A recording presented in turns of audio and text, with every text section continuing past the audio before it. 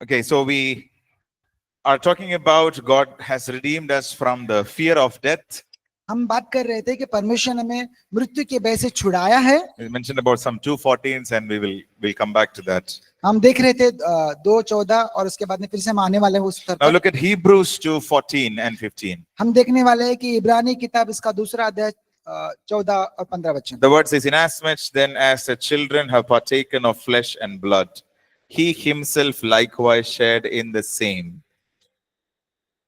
through death he might destroy whom had the power of death, that is the devil, and release those who through fear of death were all their lifetime subject to bondage."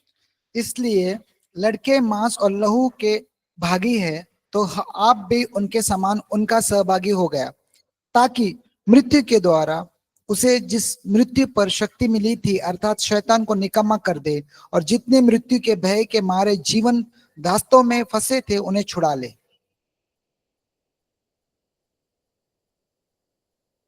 Okay, so this word says, because of his death. वचन कहता है उसके मृत्यु के द्वारा. So everybody said, through his death. सब लोग कहेंगे उसके मृत्यु के द्वारा. So verse 14, the last part says, through his death he destroyed the one who had the power of death, that is the devil. यहाँ पे हम देखते हैं 14 वचन के अंदर यीशु मसीह ने उसको मारा जिसके पास पाप के मतलब मृत्यु की शक्ति थी, वो था शैतान. Right? So the devil had the power of death. शैतान के पास मृत्यु का अधिकार था. So when Jesus died at the cross, he destroyed Satan. हम देखते हैं कि यीशु मसीह जब क्रूस पे मारा गया उसने शैतान की हर एक शक्ति को तोड़ दिया. And the word here says he destroyed the one who had the power of death. यहाँ पे कहा गया है कि जो मृत्यु के जिसको मृत्यु की शक्ति थी वो शैतान, उसको निकम्मा कर दिया. And released those who through fear of death were all their lifetime subject to bondage. यहाँ पे लिखा गया है कि मृत्यु के भय के मारे जितने दासत्व में फंसे थे उन्हें यीशु मसीह ने छुड़ा लिया. So let's look at Colossians chapter 2 verse 14 as well right now. हम देखते हैं कि कलूसे 2:14. So now we are in Hebrews chapter 2:14. Let's go to Colossians chapter 2 verse हम 14. देखते हैं कलूसे 2:14. Anyone wants to read that for us in English? कोई पढ़ना चाहता है हमारे लिए इंग्लिश में? 2:14 2:14 2:14. 2:14.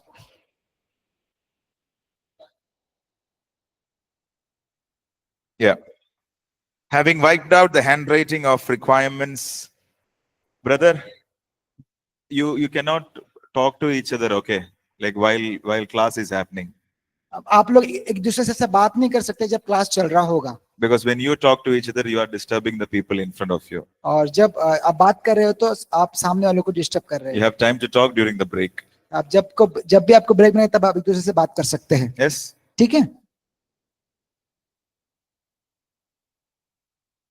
Okay. ठीक है. Now, Colossians 2:14. कलूसे 2:14. The word says, having wiped out the handwriting of requirements that was against us, which was contrary to us, he has taken it out of the way, having nailed it to the cross. Having disarmed principalities and powers, he made a public spectacle of them, triumphing over them in it. विधियों का वह लेख जो हमारे नाम पर और हमारे विरोध में था मिटा डाला और उसको क्रूस पर कीलों से जड़कर सामने से हटा दिया. So at the cross, Jesus destroyed Satan.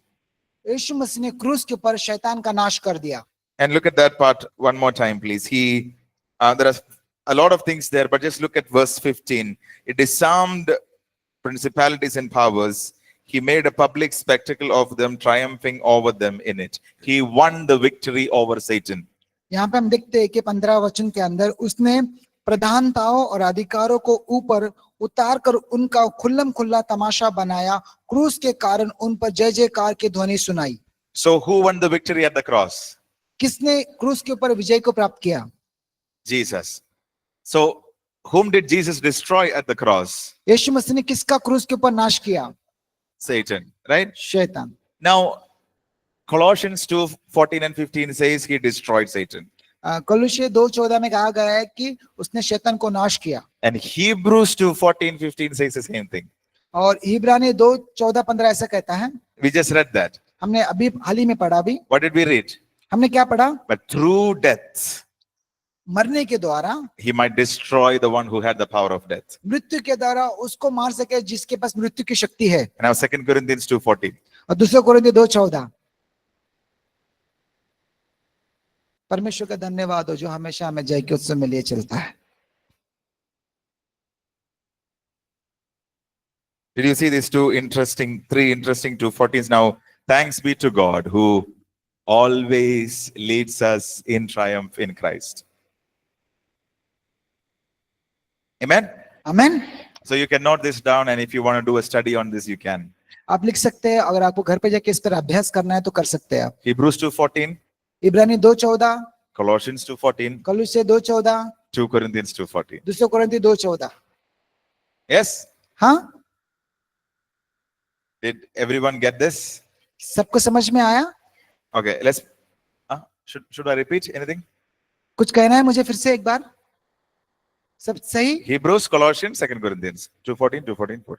इब्रानी, कलुष्य और 2 Corinthians. 2 कोरिन्थियों 2:14 पढ़ना है।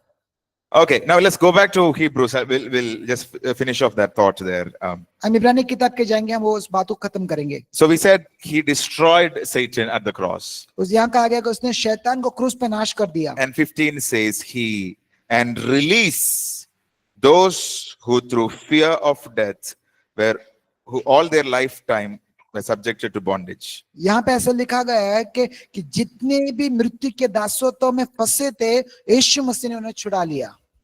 And we see a word there. He released us who were under fear of death. यहाँ पे ऐसे लिखा गया है कि उसने उन्हें छुड़ाया जो मृत्यु के भय में फंसे थे। So what is this fear of death? तो मृत्यु का भय क्या था? Now, naturally, everybody fears death. Naturally, I'm not talking about believers. आमतौर पे हर कोई मृत्यु से डरता है। Yes? ठीक है? There was this person. No, one pastor told this story. Okay, so it's not copyright. So ये मेरा स्टोरी नहीं है, एक पास्टर ने एक कहानी इनको बताया। So one day he asked a person. उसने एक व्यक्ति को पूछा, This is imaginary. Okay, this is not a. ये कल्पना है। Right. So he asked the boy, "What are you doing now?" तो उसने कहा, एक युवक को पूछा, आप क्या कर रहे हो अभी? He said, "I'm studying." उसने कहा, मैं पढ़ रहा हूँ। Okay, then he asked him, "What are you going to do after this?" तो उसने कहा, इसके बाद आप क्या करने वाले हो? Then he said, "I will go to college." तो उसने कहा, मैं कॉलेज जाऊंगा। Then pastor asked, "After that?" उसके बाद And he said, "I will get a job." मैं फिर काम पे जाऊंगा। Then after that, उसके बाद I will get married. तो मैं शादी करूंगा। And after that, उसके बाद I'll have children. मेरे पास बच्चे होंगे And मेरे। after that, उसके बाद they will have children. सो वो उनके साथ मेरे बच्चे के बच्चे हो गए। After that, उसके बाद I'll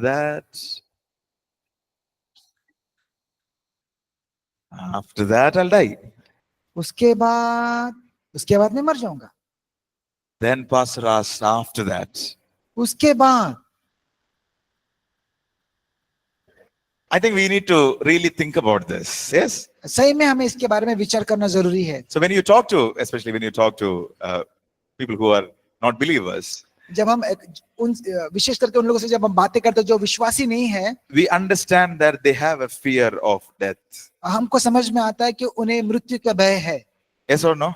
हाँ या नहीं? Hey, what will I do if I die? Nothing can be done. अरे हम क्या कर सकते जब मर जाएंगे? Right? So everyone has a fear of death. Lord, I don't want to die. हर किसी को मृत्यु का भय होता है, मुझे मरना नहीं है। And people do all sorts of things to extend their lives. So लोग कुछ भी करते हैं उनका जीवन का आयुष्य बढ़ाने के लिए। They cut down on some kind of food. They take care of their body, and all of it needs to be done. But I'm talking about the extreme measures. तो हम देखते हैं कि अपना जीवन शैली बढ़ाने के लिए, आयुष्य बढ़ाने के लिए लोग क्या करते हैं, कुछ खाना नहीं खाते, कुछ ऐसा करते हैं। मैं ये सब करते हैं, ये करना जरूरी है, लेकिन कुछ लोग बहुत ज्यादा कर देते हैं। Yes or no? हाँ या नहीं? Because they don't want to die. So क्योंकि उन्हें मरना नहीं है। No, I don't want to die. उन्हें मरना नहीं है। But do you think death is inevitable? क्या आपको लगता है कि मृत्यु ऐसा नहीं होएगा करके? No, death will come knocking. हाँ, मृत्यु से कोई बच सकता नहीं, वो आने वाला है। And we cannot say, I'm not coming. तो वो ही नहीं बोल सकते मैं नहीं आ रहा। Can we say? क्या बोल सकते हैं क्या? No, we have to just go. हम कहते जाना पड़ेगा हमें। But death is different. Fear of death is different. मृत्यु अलग है और मृत्यु का भय अलग है। Yeah. ठीक है? See, we know that we all will die. हमें पता है कि हम सब मरने वाले हैं, But we also know that we have eternal life. लेकिन हमको ये भी पता है कि हमारे अनंत काल का जीवन है। जोर से बोलिए. So we know that we have eternal life in us. हम देखते हैं कि हमारे अंदर अनंत काल का जीवन है। So even if we die, अगर हम मर भी जाते हैं, we know we will live.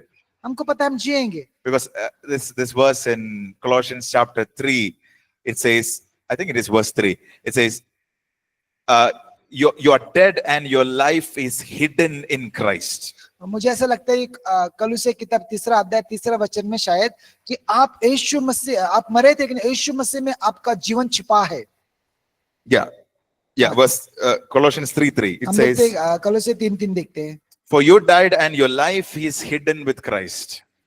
तुम तो मर गए लेकिन तुम्हारा जीवन मसीह के साथ परमेश्वर में छिपा है। So when you and I die, जब आप और हम मरते हैं, what happens to us? क्या होता है हमारे साथ? Our life is hidden in Christ. तो हमारा जीवन परमेश्वर में छिपा है। That's the most safest place. वो सबसे सुरक्षित स्थान है। Why do people fear death? क्यों लोग मृत्यु का भय है लोगों को? Because they do not know what is going to happen after that. क्योंकि उनको पता नहीं कि मृत्यु के आगे क्या होने वाला है। After that, उसके बाद I don't know.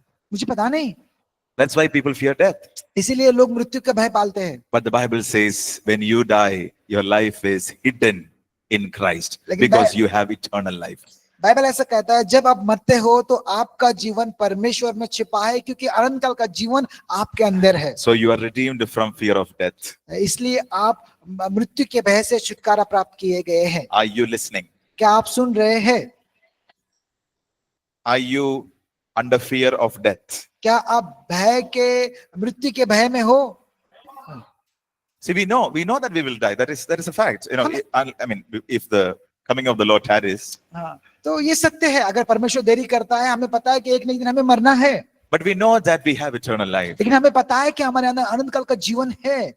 So we do not fear death. इसलिए हम मृत्यु का भय नहीं रखते। Because in fact that is an advantage for us.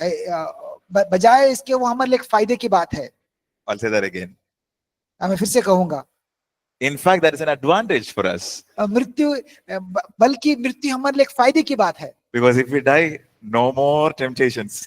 अगर हम मर जाएगा तो कोई परीक्षा नहीं होगा। We'll be safe in the arms of Jesus. हम परमेश्वर के हाथों के अंदर सुरक्षित रहेंगे। Are you listening? क्या आप सुन रहे हैं? I know this part is not going inside very well. मुझे पता है ये आपको जरा ज्यादा लग रहा है। No, pastor, I have to do this, I have to do that. Okay, you do, no problem. नहीं पास्टर, मुझे ये करना है वो करना है। ठीक है आप कीजिए। But don't fear death. लेकिन मृत्यु का भय न रखें। Because you have eternal life. क्योंकि आपके पास अनंत काल का जीवन है। Okay, just on the same line, we'll look at one more verse. First Thessalonians. हम देखते कि पहले थेसलोनियस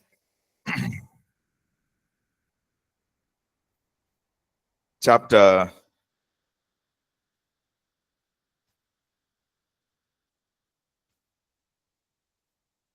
4 verse 13. 4:13 देखेंगे हम लोग।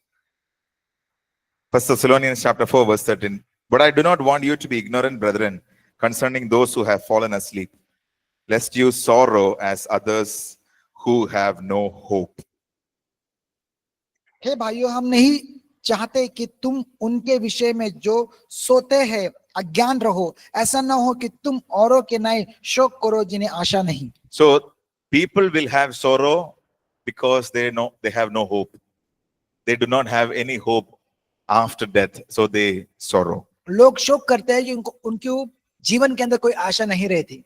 And the next verse says, for if we believe that Jesus died and rose again, even so God will bring with him those who sleep in Jesus. हम देखते हैं कि आगे के वचन में, क्योंकि प्रभु का वचन के अनुसार तुम में ये कहते हैं कि जो जीवित है प्रभु के आने तक बचे रहे, सोए हुए को भी आगे न बढ़ेंगे। No, 14. ओके। वैसे ही परमेश्वर उन्हें भी जो यीशु में सोए हैं उनके साथ ले आएगा। So we do not have to worry. हमें चिंता ये कहीं करने की कोई बात नहीं। Because as we said in Colossians 3:3, हम कलोसिय 3:3 में देखा हमने, when we die, हम जब मरते हैं our life is hidden in Christ. परमेश्वर में हमारा जीवन छिपा है। Amen. Amen. And when the Lord comes, जब परमेश्वर आएगा, those who sleep with Jesus will come with him. और जो यीशु मसीह में सोए हैं वो यीशु मसीह के साथ आएंगे। Still not happy, huh? आपको कोई संतुष्ट नहीं है? हाँ, Amen. So we have eternal life within us. तो अनंत काल का जीवन हमारे अंदर कार्य कर रहा है। So you're not under bondage of fear anymore, fear of death anymore. आप मृत्यु के भय में नहीं हो अभी अब। Amen. Amen. So you're redeemed from fear of death. आपको मृत्यु के भय से छुड़ाया गया है। All right. The next one, you're redeemed from the vain manner of life of our forefathers. Which one?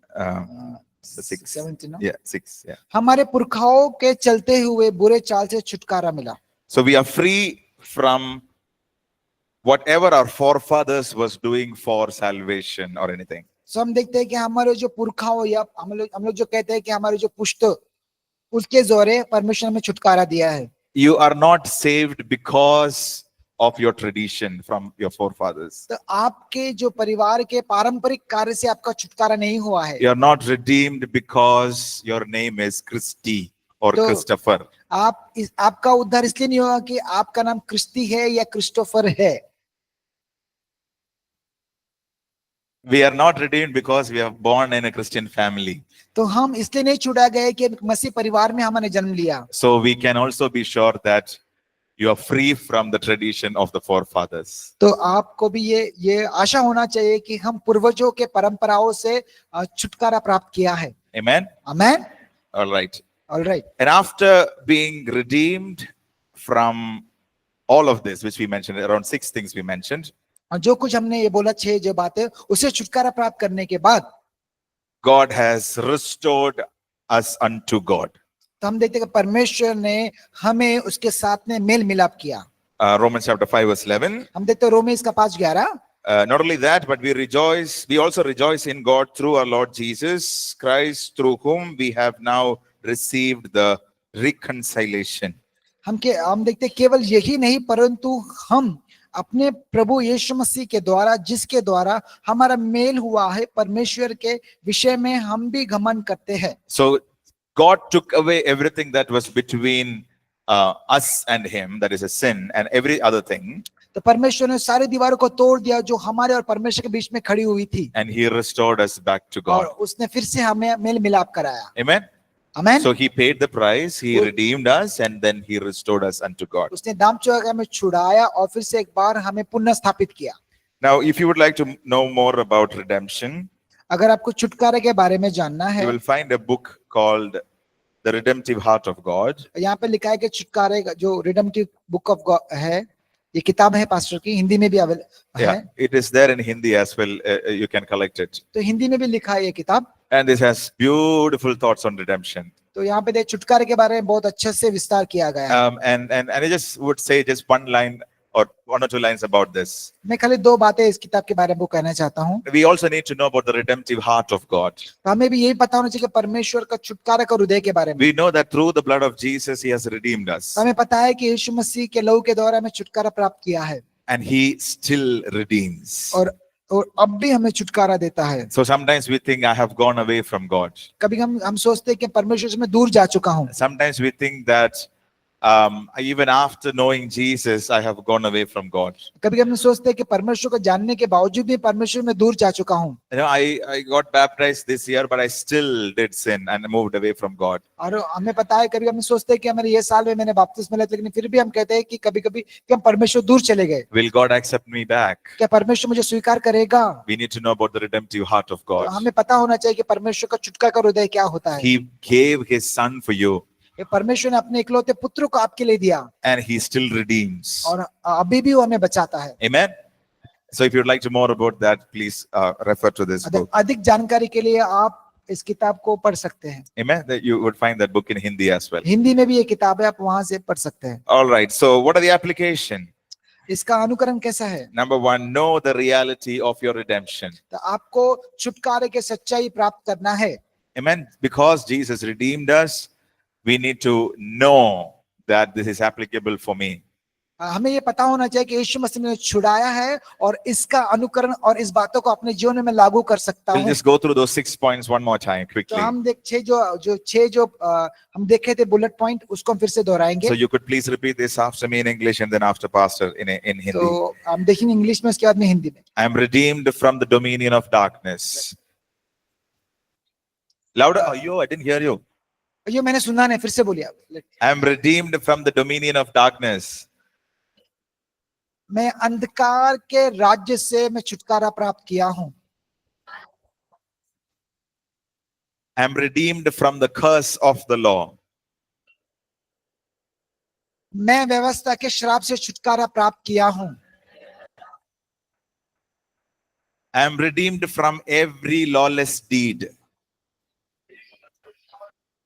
मैं सारे अधर्म के कामों से छुटकारा प्राप्त किया हूँ।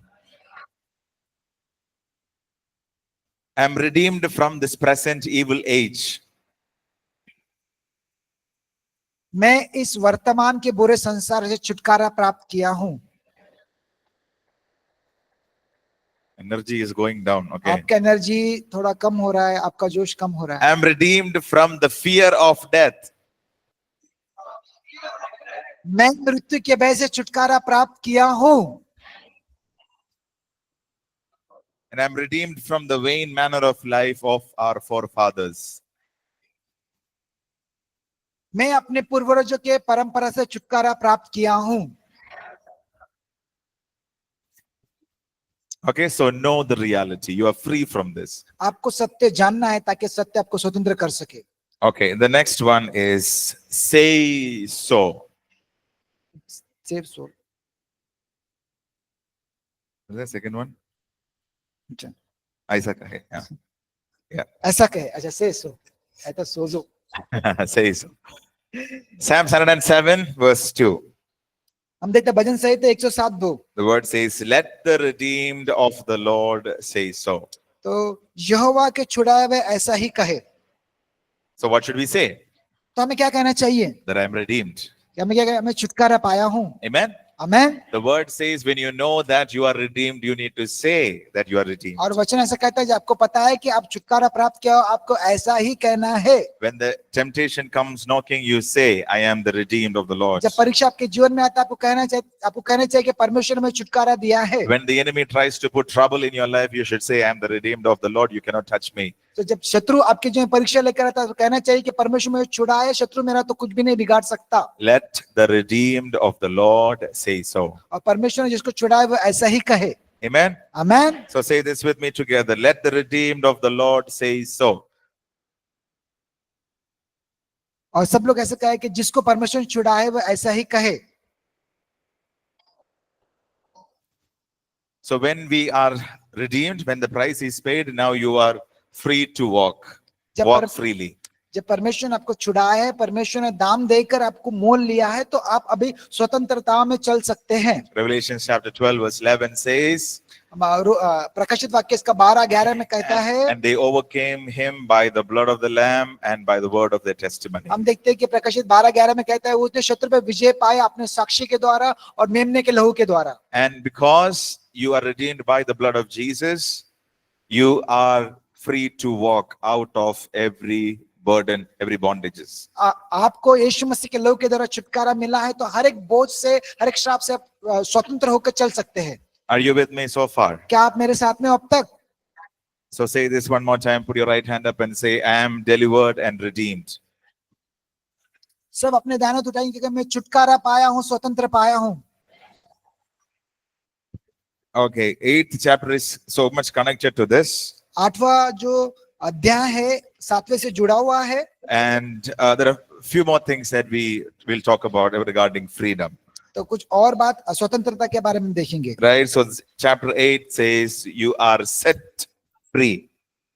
तुम देते हैं कि आपको स्वतंत्र किया गया है। So we said we are delivered, we are redeemed, meaning he paid the price and he called you out. जब हम कहते हैं कि हमें छुटकारा दिया गया है, तो उसने दाम देकर हमें मोल लेकर हमें स्वतंत्र किया है। And he set us free from every bondages. और उसने हर एक बंधनों से हमें आजाद किया है। So let's look at a couple of verses here. और 2 वचन को हम पढ़ेंगे यहाँ पर। Galatians chapter 2, verse 3, 4, and 16. गलती किताब इसका 2-3 दूसरा अध्याय 3-4-16 Let's look at verse 16. 16 वचन पढ़ेंगे. Knowing that a man is not justified by the works of the law, but by faith in Jesus Christ, even we have believed in Christ Jesus that we might be justified by faith in Christ and not by the works of the law. For by the works of the law, no flesh shall be justified. हम ये जानते हैं कि मनुष्य व्यवस्था के कामों से नहीं परंतु केवल यीशु मसीह के विश्वास करने से धर्मी ठहराया गया. हम स्वयं भी मसीह पर विश्वास करने से ही व्यवस्था के कामों से नहीं मसीह पे विश्वास करने से धर्मी ठहरे. इसलिए व्यवस्था के कामों के कोई प्राणी धर्मी नहीं ठहरेगा. And let's also please read Romans chapter 7, verse 4, and we will explain. हम देखें रोमी 7:4. Therefore, my brethren, you also have become dead to the law through the body of Christ, that you may be married to another, to him who was raised from the dead, that we should bear fruit to God.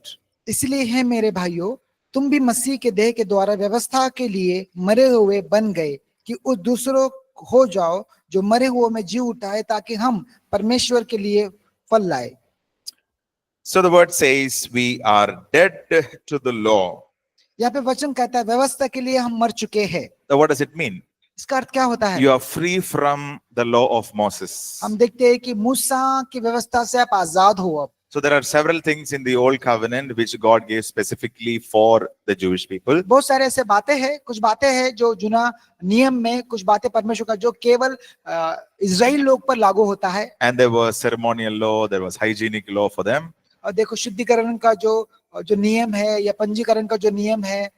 And you are not under that law in Christ Jesus. लेकिन परमेश्वर में वो व्यवस्था नहीं है अभी. So don't think that we need to follow whatever is written in the book of Leviticus. It says that do not trim your beard and all of that. तो हम उस सारे व्यवस्था के अधीन नहीं, जैसे कि लेवी किताब में दिखा है कि आप दाढ़ी को काटे नहीं. And abstaining from prawns, squid and all of that. तो वो जो खाने के बारे में लिखा है कि ये मत खाओ वो मत खाओ. We are free from that. तो हम लोग उससे आजाद है अब. Amen. So there are ceremonial and hygienic law which God gave to the people there. वहां पे ऐसा कुछ जो नियम है, जो पर्व है, उसके बारे में कहा कि वो अभी लागू नहीं होता हमारे जीवन में. And what happened is people tried to make it very stringent and saying that if you do that, then only you can receive salvation. अगर क्या होगा, अगर लोग बहुत कठिनाई से कहेंगे नहीं आप ऐसा करेंगे तो ही आप उद्धार को प्राप्त करेंगे. And that's why Apostle Paul is addressing that in the book of Galatians. तो हम देखते हैं इसीलिए अपोस्तल पौल ने गलती किताब में से कहा. One of the greatest challenge for them was circumcision. तो सबसे बड़ा जो चुनौती था उस समय में खतना. So God told Abraham that Abraham, everyone associated with you shall be circumcised.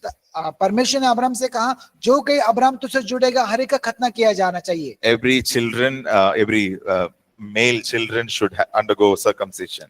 कोई भी लड़का आपके वंशावली में आएगा तो उसका खतना करना जरूरी है करके परमेश्वर ने अब्राहम से कहा. So what happened after Jesus came and gave us the salvation? क्या हुआ जब यीशु मसीह आया हमें उद्धार दिया? People said first you need to become a Jew, then you can receive Jesus. तो लोगों ने ऐसे कहा कि आपको पहले यहूदी बनना पड़ेगा तब जाके आपको उद्धार मिलेगा. So people said you need to circumcise first, तो लोग ऐसे कहते थे कि आपको पहले खतना करना पड़ेगा then only you can receive salvation. तभी आप जाके उद्धार को प्राप्त करोगे. So that they tried to bind salvation with the law of Moses. तो वो उद्धार को व्यवस्था से बांधना चाहते थे, जोड़ना चाहते थे. But Jesus completed the work of circumcision at the cross. तो यीशु मसीह ने खतना का कार्य पूरा किया क्रूस के ऊपर. And if you look at this verse, if you now let's look at verse 3 and 4, then you will understand. हम देखते हैं तीसरा और चौथा वचन पढ़ेंगे आपको समझ में आएगा. Galatians chapter 2 verse 3 and 4. Yet not even Titus, who was with me, being a Greek, was compelled to be circumcised. And this occurred because of false brethren secretly brought in, who came in by stealth to spy out our liberty which we have in Christ, that they might bring us into bondage. परंतु तीतुस भी जो मेरे साथ आया था यूनानी है, खतना कराने के लिए विवश नहीं किया गया. यह उन झूठे भाइयों के कारण हुआ जो चोरी से घुस आए और स्वतंत्रता को मसीह में जो है मिली थी भेद लेकर हमें दास बनाए. And then Apostle Paul says we need to know that you are justified by faith not by works. तो प्रेरित पौल ऐसा कहता है कि आप धर्मी व्यवस्था के कामों से नहीं बने बल्कि विश्वास से ठहरे हो। So when Jesus died at the cross, he set us free. He has set us free from the law, the bondage to the law.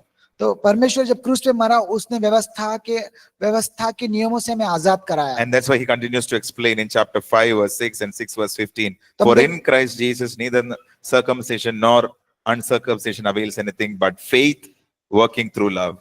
यहाँ पे हम देखते हैं कि इसलिए प्रेरित पौल ने आगे गलती किताब 5:6 और 6:15 में कहा गया है कि मसीह यीशु में खतना न खतना रहित कुछ काम करता है परंतु केवल विश्वास जो प्रेम के द्वारा प्रभाव डालता है, क्योंकि न खतना और न खतना रहित कुछ है परंतु नई सृष्टि। Okay, which means that you are not part of a religion, you belong to a person called Jesus. तो आप किसी धर्म का भाग नहीं हो, अंश नहीं हो, आप यीशु मसीह के हो। You are not part of a religious system. You are part of Jesus. आप किसी धार्मिक कार्य का एक भाग नहीं हो, आप यीशु मसीह के हो। So don't let the rituals dictate you to believe in Jesus or not.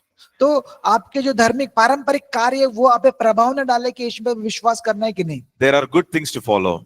कुछ अच्छी बातें हैं जिसका अनुकरण करना जरूरी है। Maybe our parents would have asked us to read Bible first thing in the morning. तो अगर हमारे जो माता पिता वो कहते हैं कि सुबह उठ के बाइबल पढ़े सुबह, वो अच्छी बात है। Don't say that you are speaking law. तो ये मत बोलो कि आप व्यवस्था की बातें कर रहे हो। No, that's a good habit to वो follow. अच्छा स्वभाव है, उसको लागू करना जरूरी है। Are you listening? क्या आप सुन रहे हैं? Okay, so we are free from the law means law of Moses. हाँ, व्यवस्था से आजाद किया। व्यवस्था का अर्थ तो मूसा का जो नियम। And we cannot also say I am free from the law, so I'm going to violate traffic signals. तो ऐसा मत कहो कि व्यवस्था से मैं आजाद हुआ तो अब मैं कुछ भी कानून तोड़ सकता हूँ। Remember, the law means law of Moses, which is mentioned. तो जब हम लॉ के बात करते, व्यवस्था की बातें करते हैं, तो विशेष करके हम मूसा के व्यवस्था के बारे में बात कर रहे हैं। And we are free from weak and worthless rituals. The second point. हम देखते हैं कि We are free from weak and worthless rituals. हम देखते हैं कि हम उन सब से आजाद है जो कमजोर और अयोग्य धार्मिक कार्य उससे आजाद किया है। So Apostle Paul condemns all of this in the book of Galatians. प्रेरित पौल ये सारे बातों को खंडन करता है। And look at maybe verse 7 onwards. Therefore you are no longer a slave but a son, but if a son, an heir of God through Christ. यहाँ पे ऐसा लिखा है, अब तो दास नहीं है परंतु पुत्र है, जब पुत्र हुआ तो परमेश्वर के द्वारा वारिस भी हुआ। Look at verse 9. Now after you have known God, or rather are known by God, how is it that you turn again to the weak and beggarly elements to which you desire again to be in bondage? You observe days and months and seasons and years, and I'm afraid for you, lest I have labored for you in vain. पर अब 9 वचन पढ़ेंगे, 9वां वचन। पर अब तुम जो परमेश्वर के पहचान लिया है वन परमेश्वर को तुम पहचानते हो, तो उस निर्बल निकम्मी आदि शिक्षा के बातों की ओर क्यों फिरते हो जिनको तुम दोबारा दास होना चाहते हो? तुम दिनों और महीनों और नियत समयों और वर्षों को मानते हो। मैं तुम्हारे विषय में डरता हूँ, कहीं ऐसा ना हो कि जो परिश्रम मैंने तुम्हारे लिए किया वो व्यर्थ ठहरे। So what happened here is people went back to observing the days and months and seasons. हम क्या देखते हैं यहाँ पर कि लोग फिर से पुराने रीति रिवाजों का पालन करने लगे, दिन महीना। See, God instituted several feasts in the old covenant. परमेश्वर ने कुछ पर्व का स्थापना किया जुना करार में। There was feast of trumpet, feast of Pentecost, feast of this, feast of that.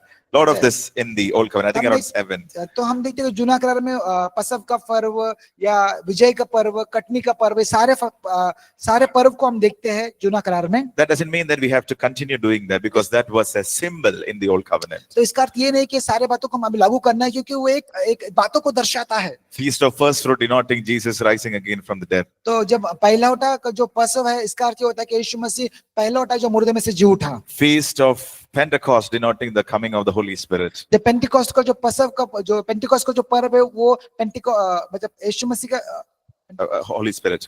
पवित्र आत्मा को दर्शाता है। Right. So all of the feasts, we are not going to the details of that. All of the feasts in the old covenant was denoting something in the new covenant. तो जो कुछ भी पर्व को हम देखते हैं कि फसह का पर्व जो भी है, वो कुछ बातें वो नए करार में कुछ बातों को दर्शाती है। Yeah. So Jesus finished all of that at the cross, and we don't have to continue any of that. यीशु मसीह ने सारे बातों को समाप्त किया क्रूस के ऊपर, अभी हमें उसको जारी रखना जरूरी नहीं है। But here what happened? People went back to doing the same thing. यहाँ पे हम देखते क्या हुआ कि लोग फिर से जाके वही काम को दोहरा रहे हैं। And the sad part is they said that if you do not do this, then then you will not inherit the salvation. और सबसे दुख की बात ये है कि यहाँ पर कि अगर आप ये कार्य को नहीं करते तो आपका उद्धार नहीं हुआ। And then Apostle Paul is saying, no, that's not how I taught you. तो अपोस्तल पौलुस से कह रहे हैं कि नहीं मैंने आपको ऐसा सिखाया नहीं है। Amen. So we are free from these worthless rituals. तो हम लोग ये निकम्मी प्रथाओं से छुटकारा प्राप्त किए हैं। All the things which was as a symbol in the old covenant got fulfilled, and now if we try to follow that, that is worthless. तो हम देखते हैं कि जो कोई जुना करार में एक प्रतीक के समान था उसको परमेश्वर ने क्रूस के समाप्त किया, अभी उसका कोई जरूरी नहीं उसका पालन करना। Now sometimes we may ask, okay, well then why should we celebrate Christmas? तो आप बोलेंगे आपके कि मुझे क्रिसमस क्यों सेलिब्रेट करना Why है, should we celebrate Easter? हमें क्यों ईस्टर को सेलिब्रेट करना है। So sometimes we know that it is not the same date, and there are a lot of debates about it. तो हम बोलते हैं कि ये दिन वो नहीं, उसके ऊपर बहुत चर्चा चल रही है। Yeah, so some people say no, Jesus was not born in December 25th. It was around April somewhere. कुछ लोग बोलेंगे कि नहीं यीशु मसीह दिसंबर में पैदा नहीं, अप्रैल में पैदा हो गया। It's okay.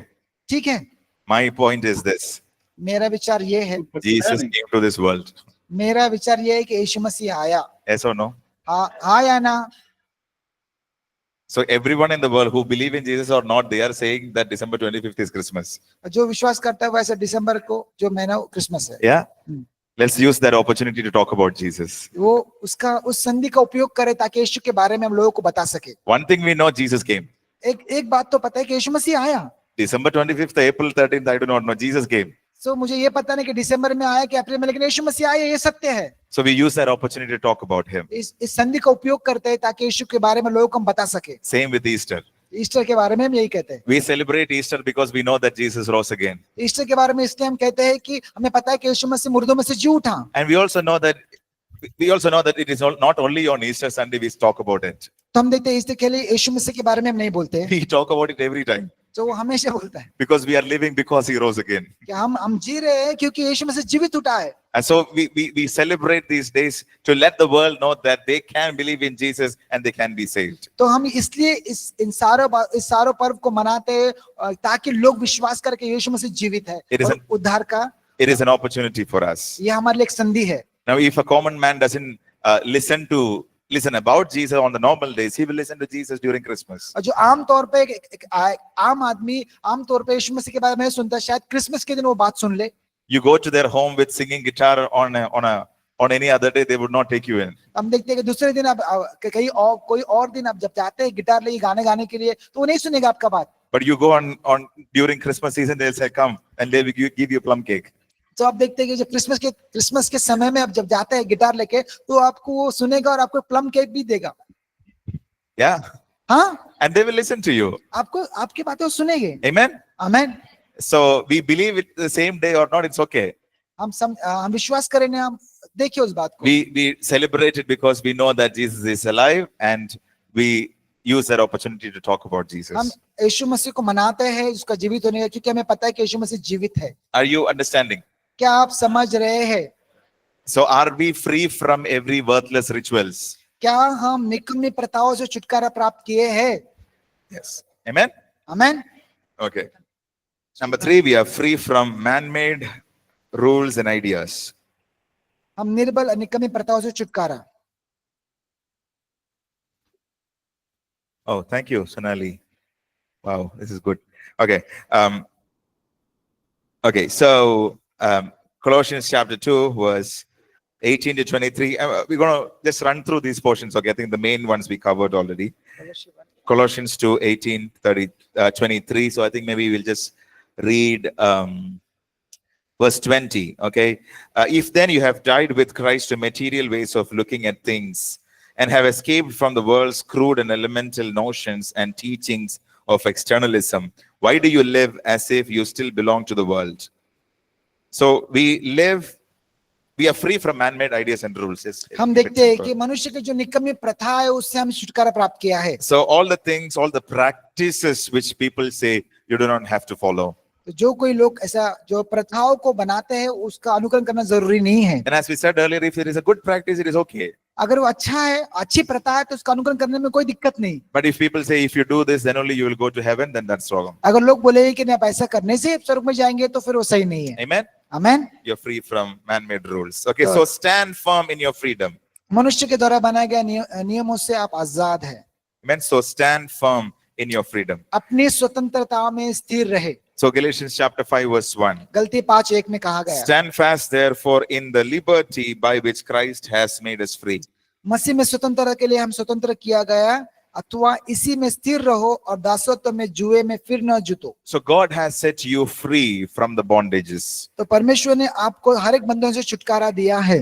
Don't keep yourselves inside those legalism again. तो आगे फिर से अपने आप को उन प्रथाओं में न जोड़े So look at जिससे that. प्रभु ने हमें छुड़ाया है। Look at that verse one more time. Galatians 5:1. हम देखते हैं कि फिर से गलती 5:1, And the verse says, stand fast therefore in the liberty by which Christ has made us free.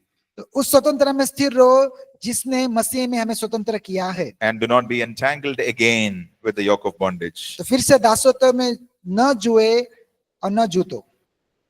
So what does it mean? इसका अर्थ क्या होता है? So don't go back to the bondage again. फिर से कहना चाहता हूं कि फिर से बंधन में मत जाओ, Stand firm in the freedom. स्वतंत्रता में स्थिर रहो।